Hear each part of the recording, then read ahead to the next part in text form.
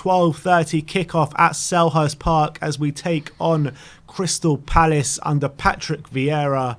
Obviously, two teams with a brand new regime at the helm. Mm-hmm.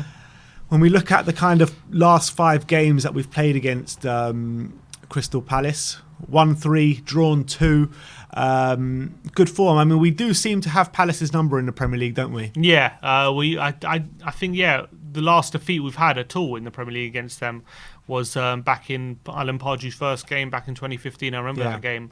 They beat us 2-1. I remember Harry Kane scored, but we ended up losing the game.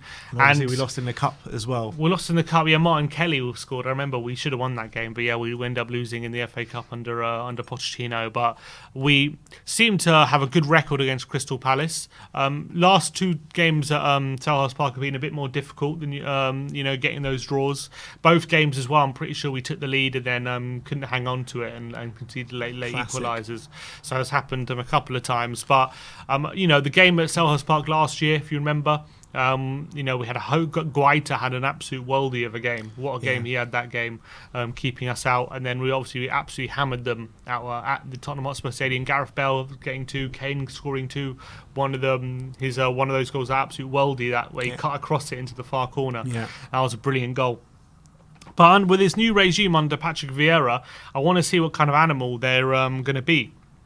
Because under Hodgson, you kind of knew what they were going to get. When they came up against a better team, they were going to sit back, they were going to try and soak up the pressure and hit you with Zaha and Benteke on the counter-attack and see if they can get any joy. But if they were ever to go behind, it was always going to be a struggle for them. But under Vieira, I think he wants to be a bit more on the deck, play a bit more football, be a bit more attractive to watch, not just sit back all the time, be a bit more throw caution to the wind a bit, not just be pragmatic. So it's going to be interesting to see what kind of Palace turns up, because obviously they've had a difficult start to the season. 1 loss, 2 draws. They got 2 goals, both against West Ham.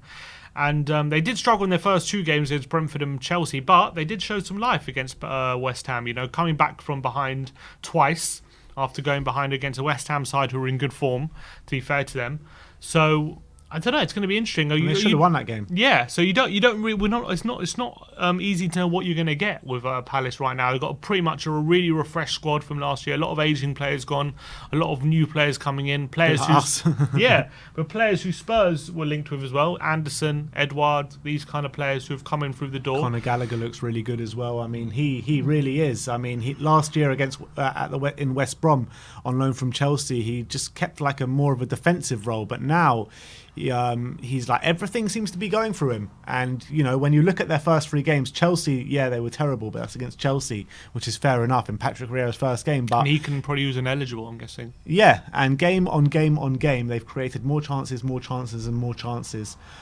So, I mean, things are going in the right direction for Crystal Palace. I really believe that. And I think that Conor Gallagher is a big signing for them. Edouard's a big signing for them. They did really well in the transfer market this summer. They really did. I think they've done a good job refreshing the squad. It's all about if Vieira is the right man to take that forward. I know, Conor Gallagher scored a really good brace against West Ham. His second goal, especially that turn and finish with 1 touch, was absolutely brilliant. So he's definitely one who's making those runs from midfield. He's going to be difficult to track, and we have to make sure Skip and Højbjerg are doing that job effectively. Otherwise, he could find himself with a bit of space. But obviously, that front line, whoever they play, to be fair, because they've got so many tricky customers in the front line. You've got to make sure that you're on your game as a team to make sure you strict the access to the front line. You strict them getting the distribution to the front line, because if they get Zaha isolating our fullbacks, he's going to against Reguilon probably anyone, or if he's on the left, either it could be on the left either. Again. But Zaha hasn't really turned up this season, just as of yet. Yeah, but he could easily. He's such a dangerous, tricky customer, Zaha. I'm such a big fan of his. I think he's a great player. And they've got, obviously, Edouard could come in as a striker as well, could make his debut. Michael Olise, they signed from Reading in the summer. He's one who could definitely make an impact. And then Jordan Ayew's, he's inconsistent, but when he's on his game, he can be an effective player. Yeah. And obviously Benteke, who I think has been in great form since end of last season. He had a great end to last season, got a new contract. Am I right in saying he played really well against us last season at Selhurst Park? Or was that... He scored against us at the Tottenham Hotspur Stadium. Oh, was that it? He had a string of games last season where he looked back to his best. At the end of last season, he had a brilliant last couple of months. He was back to his best. So if we're not on a game, we take this too lightly. If we think this is going to be an easy game, then it could easily be a game where we come unstuck easily.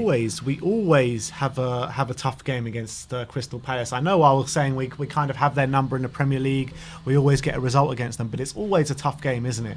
I know, like, we beat them 4-1 last season, but by and large, it's always just settled by the odd goal, isn't it? Yeah, it's usually very, very a close game, and it's shown that especially the last 2 games at Selhurst Park, we haven't won there in 2 games. Been 1-1 draws, and it's usually at Selhurst Park, it's either 1-0 or like a 1-1 or something. That's pretty much what it's been for like ever since they've come into the Premier League, and it's usually like either a goal from a corner or like a moment of magic that usually wins it for us. And it's usually a very tight a late game. goal at Selhurst Park was classic. 1-0. How many times in a row did we win 1-0 at Selhurst Park, and how many times was it a last 10-minute goal? I remember Ericsson scored that last minute long ranger. I remember Harry Kane scoring from a corner in the 90th penalty minute. Was that a late that one? Was the Soldado penalty. That was near the beginning of the game. I remember Foyth scoring a winner at Selhurst Park, 1-0. So a few times that it's literally won by the odd goal. But it's different at Palace now. It's not the one under Hodgson. It's now one with Vieira. So who knows what? It's hard to predict what Palace is going to turn up. But do you think that what's going to suit us more, if they play on the front foot or if they like do the old Roy Hodgson kind of style of play? Probably them on the front foot will probably suit us more. I'd assume. Yeah. I would assume That's because what it I'm leaves a thinking bit as more well. space for the likes of Kane and Son to because if they're pragmatic and they're crowding Kane and Son whenever they get near the ball and there's not space for them, it's going to be a lot more difficult than if they come at us a bit, open the space, and if we have players who can quickly get the ball to our forwards in space, we're going to be able to hurt them for sure. So I'd have to say, I hope they play a bit more football, try and attack us a bit more, and hopefully we can counterpunch them and get a few goals, because obviously we also want to start scoring a few more goals than just one a game and stop relying on 1-0 wins. That's not a sustainable Definitely model. not sustainable. That's definitely not sustainable. We saw that a few times. So hopefully we can hopefully tomorrow we can start playing a bit more football and start being a bit more attractive. But it's hard to know because Vieira's so early on in his career and they've kind of been a mixed bag. It's impossible to know what kind of Palace we're going to see under Vieira tomorrow. Yeah. But I'm excited to see what we're going to bring. You know for sure what you're going to get when you go to Selhurst Park. You're going to get an intense atmosphere from the home fans, and you're going to get an honest display by the home side as well. So I think we're definitely going to be in for a game of football. I think that if we can get a kind of early goal in this game, calm a few nerves, and then potentially we can go on get another two or three goals. But obviously, like we always say, the longer this one stays at 0-0, the more dodgy it gets. Yeah, for sure. And if Palace do get the opening goal and get buoyed by the home crowd, it becomes even more difficult this game. So we've got to make sure we quieten the crowd. I think we need to assert our authority on the game. Dominate the ball. Although against Watford we dominated the ball without creating chances, if we do that in an away game, it's a lot more positive to try and quieten the home crowd and get an early goal, dampen their spirits a bit, and that's how you get some joy. And very important, limit what Zaha does. You've got to limit him massively because he's just their main threat. And if we can limit him, we go a long way to limiting Palace. And I remember against Conor Gallagher as well. I remember against at Selhurst Park last year, like every time Zaha got the ball, he was just a threat, winning free kicks, winning fouls, getting crosses in the box, Much getting more shots organised off. though than we were last year. They're more organised now. No, we are. We're more, from pressing structural point of view. And it'll be interesting to see what kind of team who we put up against Zaha. If it's Emerson, if it's Tanganga, if it's Doherty, what kind of. Or it could even be the other way. It could be Reguilon.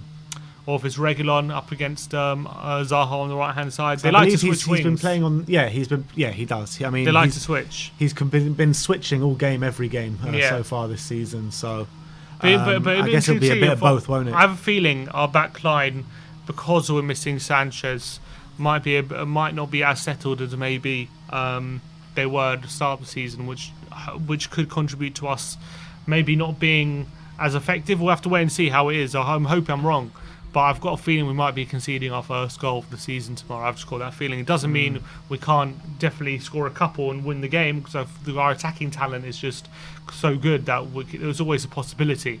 But I've got a feeling with Palace, with the second home game of the season for them, they're going to be up for it, and I think we might be conceding our first goal. We'll have to wait and see. Well, let's hope not. But what's your score prediction? I said 2-1. Saying 2-1. Yeah. I'm going to go 1-0. I still think it's going to be 1-0.